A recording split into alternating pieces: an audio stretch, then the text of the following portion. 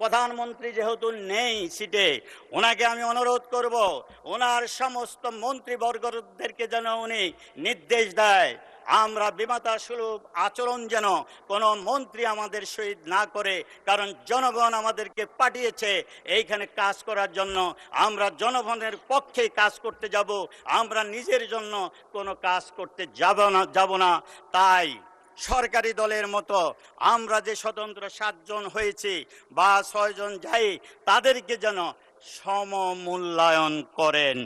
নতুবা এই 2024 সালে এই ছাত্ররা আন্দোলন করতে গিয়ে তাদের বুকের তাজা রক্ত বিলিয়ে দিয়ে বৈষম্য নিরসনের জন্য তারা জীবন দিয়েছে, এবং এই বৈষম্য যদি রাখা হয় তাহলে এই মহান জাতীয় সংসদে এসে আমাদের কোনো লাভ হবে না।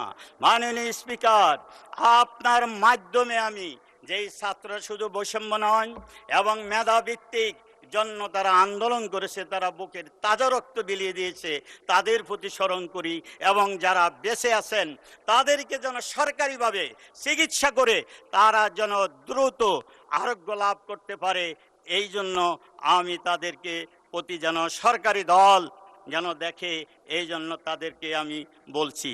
মাননীয় স্পিকার, আপনার মাধ্যমে আমি ফরিদগঞ্জের বিভিন্ন রাস্তাঘাট, হসপিটাল, টেকনিক্যাল কলেজ, গ্যাস কিছুই নেই।